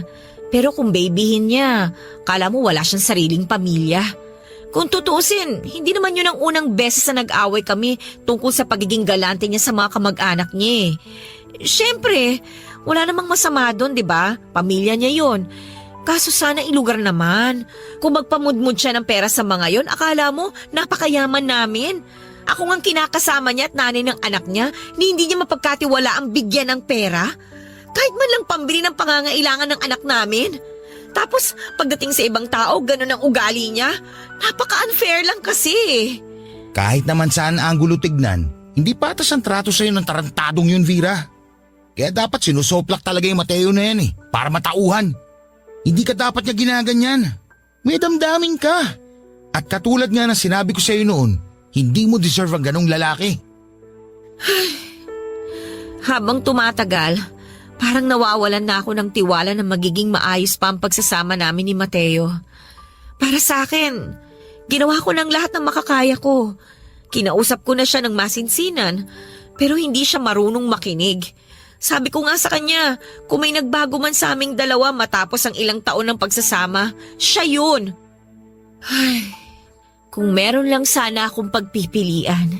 Meron ka naman talagang pagpipilian, Vera. Pwede mong piliin na huwag manatili sa lalaking ganyan ang trato sa'yo. Pwede mong piliin na umalis sa poder niya. Kasi baka dumating yung araw na tuluyan mo nang hindi mahanap ang lugar mo sa buhay niya. Kaya nga ngayon pa lang, gawin mo nang alam mong tama. Ewan ko, Hector. Hindi ko na Mateo. Parehong iba yung mga gusto namin sa buhay. Walang kapayapaan sa bahay kapag magkasama kami. Isa lang ang ibig sabihin kapag pareho nyo nang isinusukang isa't isa, Vera. Baka panahon na para maghiwalay kayo. Ano ka ba? Kahit namang gano'n ang nangyayari sa amin, mahal ko pa rin si Mateo at siya pa rin ang tatay ng anak ko. Mahal mo nga siya pero mahal ka pa rin ba niya? Sa palagay ko kasi, hindi na. Papadudot ng mga panahon na yon ay muling nadestino sa malayong lugar si Mateo. Pero hindi tulad ng dati ay hindi ko na po siya madalas na kinukulit. Minsan ko na lamang din siya tinetext o kinukumusta dahil nga mas naging abala na ako noon sa opisina at madalas na pagod pag-uwi sa bahay. May mga pagkakataon pa nga noon na hindi ko na nasasagot ang tawag niya. Nung una ay hindi ko yon sinasadya pero habang tumatagal ay hindi ko na talaga siya nami-miss. Isa pang bagay na naka-apekto sa pagiging malamig ko sa live-in partner ko ay ang umiinit at lumalalim naming turingan sa isa't isa ni Hector. Oo, pumayag po akong makipag-on sa kanya kahit na kami pa ni Mateo. Dahil nga mas nararamdaman ko kay Hector ang pag-aalaga at pagmamahal na hindi ko mahanap sa kanya. Ang mga kwento ng pag-ibig, kwento ng buhay at kwento ng pag-asa. Nasa Spotify na, Barangay Love Stories. Pakinggan kahit kailan, kahit saan. Barangay Love Stories sa Spotify. Kinig na, kabarangay! Papadudot ilang buwan ko rin pong niloko noon si Mateo dahil nga sa pagkakaroon namin ng relasyon ni Hector. Hanggang isang araw ay napansin niyo ng nanay ko dahilan para kausapin niya ako ng masinsinan, Papadudot. Nung una ay naghihinala pa lamang siya hanggang sa pinaamin na niya ako. At doon ko na nga po sinabi sa kanya ang lahat-lahat ng kagagahan ko. Natatandaan ko pa na sinampal ako noon ni nanay dahil sa galit sa akin sa bahay hagulhol. Sinabi niya rin po sa akin na hindi niya ako pinalaki para tularan at lakaran ang landas na dinaanan ng tatay ko nang minsan itong magkaroon ng ibang karelasyon habang sila pa ni nanay. Doon nga po ako nagsimulang kainin ng labis na kahihiyan, Papa Dudut. Biglang nanumbalik sa isipan ko ang lahat ng sakit na pinagdadaanan namin noon ni nanay, nang mas piliin ni tatay ang kabit niya kesa sa amin. Bigla ko rin pong naalala ang lungkot na magkaroon ng hindi kumpletong pamilya. At pinangako ko noon sa sarili ko na hindi ko gagawin sa anak ko ang ginawa sa akin ng tatay ko, kaya nga kinabukasan sa utos ni nanay at sigaw ng konsensya ko ay kinausap ko nga po si Hector upang opisyal nang tapusin ang relasyon naming dalawa.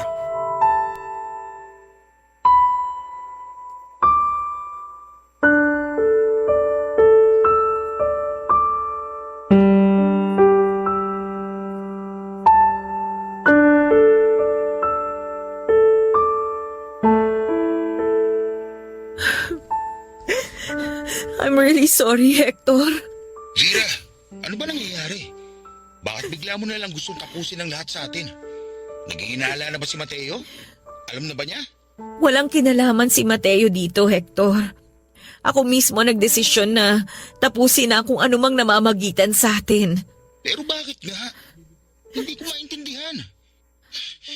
Nung nakarang araw lang, ayos pa tayo. Magkasundo pa nga tayo. Sabi mo pa nga, masaya ka na kasama ako. Pagkatapos ngayon, biglang ganito. Sabihin mo, may nagawa ba ako mali? Kasi kung mayroon man, pangako babawi ako. Huwag mo lang akong iwanan, please. Pero alam mong mali itong ginagawa natin, di ba? Pamilyado na akong tao. Wala akong pakialam kung may pamilya ka na. Tanggap ko yun. Kasi nga mahal kita eh. Kaya please, huwag mo naman gawin sa akin to. Huwag mo naman ako basta itapon na lang na parang basura. Alam mong hindi totoo yan, Hector. Isa ka sa pinakamahalagang tao sa buhay ko dahil ikaw lang ang nakakaunawa sa akin. Ikaw lang yun nandyan sa tuwing kailangan ko na makakausap kapag may problema kami ni Mateo. At nagpapasalamat ako ng taus-puso dahil sa pagiging mabuting kaibigan mo. Kaya lang kasi, tulad nga nung sinabi mo sa akin noon na hindi ko deserve ang trato at pag-uugali ni Mateo. Sasabihin ko rin sa iyo ngayon na hindi mo deserve ang katulad ko. Marumi akong babae. Nagkasala ako sa kinakasama ko at tatay ng anak ko. Naging mapusok ako at mahina. Gusto ko nang itama lahat ang pagkakamali kong iyon. Sabihin mo, tinahal mo ba talaga ako? Akala ko kapag ginawa kong lahat ng makakaya ko, magugustuhan mo rin ako ng higit pa sa pagiging kaibigan o katrabaho. Mukhang nagkamali ako. Mas mahal mo pa rin si Mateo. Yun lang ang nakikita kong dahilan kung bakit gusto mo na makipagkala sa akin. Patawarin mo ako, Hector. Hindi ko sinasadya na masaktan ka. Kasalanan ko rin naman kasi hinayaan ko sarili ko na mahulog sa'yo. Kahit na alam ko naman na wala akong kalaban-laban kay Mateo. Lira, hindi ako nagsisisi na minahal kita. Ang pinagsisisihan ko lang, pareho tayo nagkasala sa mata ng Diyos. Sa ngayon, gulong-gulo pa talaga ako at nasasaktan ng gusto. Pero kung gusto mo nang tuldukan ng anumang meron tayo, naiintindihan ko. Ayoko naman pilitin mo ang sarili mo na gawin ang mga bagay na hindi mo naman gusto at labag sa kalooban mo. Maraming salamat, Hector. Patawarin mo rin ako kasi dinamay pa kita sa mga problema ko. Wala akong pinagsisisihan. Ang gusto ko na lang sa ngayon maging masaya ka. Gawin mo sa palagay mong tama. Kahit na masakit, kahit na mahirap. Dahil ganun din ang gagawin ko.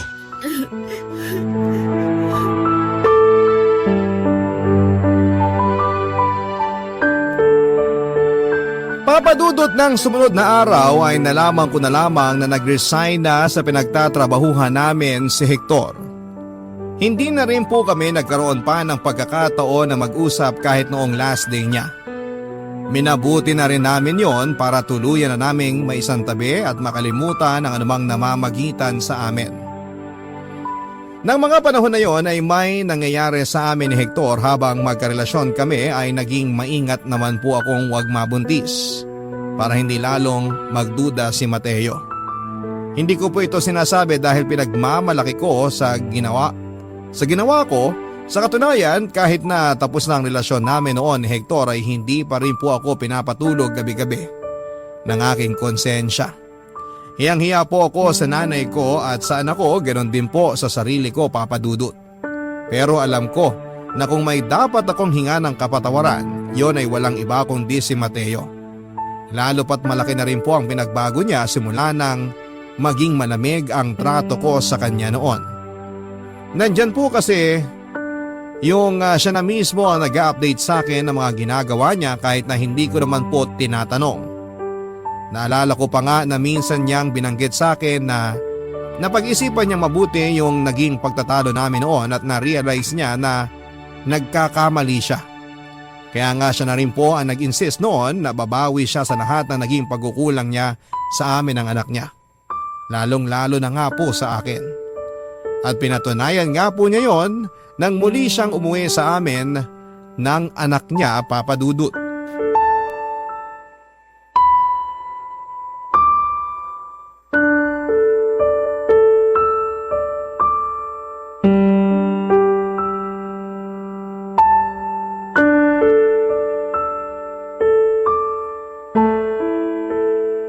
Vera, mahal? Gusto mo bang masahihin kita? Mukha kasing tensyonado ka. Para guminhawa ang pakiramdam mo. Ayos lang ako, Mateo. Hindi mo na kailangan mag-abala. Mabuti pa magpahinga ka na. Maliligo lang ako tapos matutulog na rin. Medyo napagod din kasi ako sa trabaho kanina eh. Ay, Vera, kung ganyan lang pala na para kang stressed palagi, bakit di ka na lang mag-resign? Ba't ako mag-resign? Akala ko ba napag-usapan na natin to? Akala ko ba ayos lang sa'yo na magtrabaho ako? Tapos ngayon gusto mo huminto na naman ako? Ang akin lang naman para mas magkaroon tayo ng oras sa anak natin. Lalo na kapag umuwi ako rito sa inyo. Kung alam mo lang namimiss ka na namin ng anak mo. Hindi naman kita maistorbo dahil madalas ganyan. Anong ganyan? Yun bang pagod ka sa trabaho at stressed ka? Natural lang naman yun dahil wala namang petics na trabaho. Dapat nga alam mo yun. Kasi ikaw mismo mas stress at pagod ka pa nga kaysa sa akin noon. Vera, hindi ako nakikipagsigawan sa'yo. Tsaka baka marinig tayo ni na mama. Isipin pa nun nag-aaway na naman tayo. At kailan ka ba nahiya sa kung anong sasabihin ng nanay ko sa atin? Alam mo, ayos ka rin eh, no? Dati naman mas mataas pa nga ang boses mo kaysa sa akin eh. Tapos ngayon daig mo pa ang maamong tuta. Hindi ba sinabi ko na sa'yo na gusto kong bumawi dahil naging gago ko nun? Halos ipagpalit ko na ang oras ko sa inyo ng anak natin sa ibang tao. Nang ma-realize ko yun, nalaman ko kung gaano ko kawalang kwentang partner na tatay. Sana kasi noon mo pa na-realize ang tungkol sa bagay na yan, Mateo. Kasi kung nagkataon, hindi ko sana nagawang pagtaksilan ka. Ha? Anong sinabi mo, Vera? Patawarin mo ko, Mateo. Sandali. Hindi ko maintindihan. Ano ba kasing ibig mong sabihin? Nagkasala ako sa'yo. Nagkaroon ako ng ibang karelasyon habang nasa malayo ka. Hindi ko rin alam sa sarili ko kung bakit hinayaan kong umabot sa puntong yon hanggang sa hindi ko na nga alam kung paano tumigil. Alam ko galit ka sa akin. Maiintindihan ko kung kamuhian mo ko o ituring na marumi at masamang babae. Pero maniwala ka. Hindi ko naman yung sinasadya at hindi ko intensyon na sirain ang pamilya natin. Hindi sinasadya? Vera! Alin sa sinasabi mong pagtataksil sa akin ang hindi mo sinasadya? Pwede ba? Huwag mo akong gaguhin! Paano mo nagawa sa akin ang bagay na yun? At sino lalaking yun, ha? Kilala ko ba siya? Katrabaho mo ba siya? Sagutin mo ako! Oo, katrabaho ko nga siya pero tapos na kami, Mateo. Nag-resign na rin siya sa trabaho namin. Kahit na! Alam mo, gustong-gusto kitang saktan pero...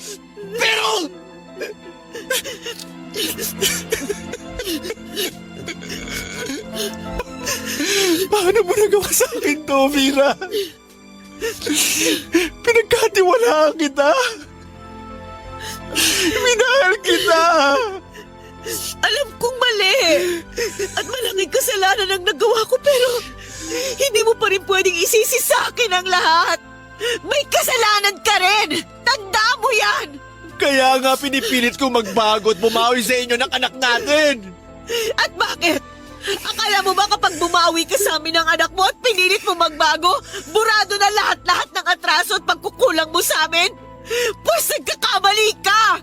Pero kumpara sa mga sinasabi mong mga atraso at pagkukulang ko, mas malaki pa rin ang kasalanang nagawa mo. Vera, hindi ko na alam kung paano ba kita dapat kausapin kasi nandidiri ako sa'yo. Trinaitor mo ako! Sinaktan mo ako ng husto! At hindi ko rin alam kung kaya pa kitang patawarin! Papadudot umalis si Mateo ng gabing yon sa bahay at nalaman ko na nga lang na tumuloy siya sa bahay ng kaibigan niya sa Quezon City. Nang gabing yon ay nakatulugan ko na nga lang po ang pag-iiyak. Hindi ko intensyon na sumbatan o magmalaki sa kinakasama ko tungkol sa mga bagay na hindi niya nagagawa sa amin noon pero sa huli pakiramdam ko. Mas lalo ko lang siniriban ang apoy na namamagitan sa amin dalawa na siyang dahilan para pareho po kaming tupukin ng apoy. Mahal ko po si Mateo at mahal ko rin ang pamilya na meron kami pero nagkasala po ako at deserve ko kung anuman ang maging desisyon niya para sa aming relasyon. Magkaganon pa man kung sakali na bibigyan ako ng pagkakataon upang itama ang mga maling nagawa ko ay buong puso ko pong pagsusumikapan na gawin yon, Papa Dudut. Ilang linggo rin po kaming hindi nagkibuan ni Mateo. Nang mga panahon na yon, inabala ko na lamang ang sarili ko sa pagtatrabaho hanggang isang gabi, kinausap niya ako ng masinsinan. Sinabi niya sa akin na galit pa rin siya at masama pa rin ang loob niya sa ginawa ko pero mahal pa rin po niya ako. Kaya lang hindi niya po alam kung paano ako muling pagkakatiwalaan. Sa huli ay nag-decide na rin po kaming i-workout ang aming relasyon kahit na paunti-unti. At bilang unang hakbang, pinatira po niya kami ng anak namin sa bahay ng nanay niya at nagkataon namang wala na rin kasama sa tinitirahan nito sa Valenzuela ang nanay niya. Ako na rin po ang kusang umalis sa pinagtatrabahuhan ko at inabala ko na lamang ang sarili ko sa munting tindahan na pinatayo ni Mateo para sa amin. Papadudot bukod sa nanay ko, kami na lang po ng kinakasama ko ang nakakaalam ng pangangaliwa ko. Pinili po naming wag nang sabihin sa pamilya niya dahil alam din po niya ang posibleng mangyari na pag-initan ako sa kanila. Bagay na ayaw naman niyang mangyari sa akin kaya nga po kahit papaano ay nagpapasalamat pa rin po ako sa kanya. Sa kasalukuyan ay masasabi ko pong unti-unti nang nanunumbalik ang dati naming pinagsamahan. Bagaman meron pa rin pagkailang at mas madalas na kalungkutan, alam ko na darating din yung panahon na tuluyang maghihilom ang sugat na minsang naging dahilan para magkaroon ng lamat ang aming relasyon. At nakahanda ko pong hintayin ang araw na yon na tuluyan na akong mapatawad ni Mateo. Maraming salamat po sakaling mapili po ninyo ang liham ko, Papa Dudut. Malaking bagay na naibahagi ko ito sa ating mga tagapakinig at sana po ay meron silang natutunan sa mga experiences ko sa buhay. Ang inyong forever kapuso at kabarangay, Elvira. Ang buhay ay mahiwaga, laging may lungkot at saya. Sa Papa Dudut Stories, laging may karamay ka. Mga problemang kaibigan, dito ay pakikinggan ka. Sa Papa Dudut Stories, kami ay iyong kasama. Dito sa Papa Dudut Stories, ikaw ay hindi na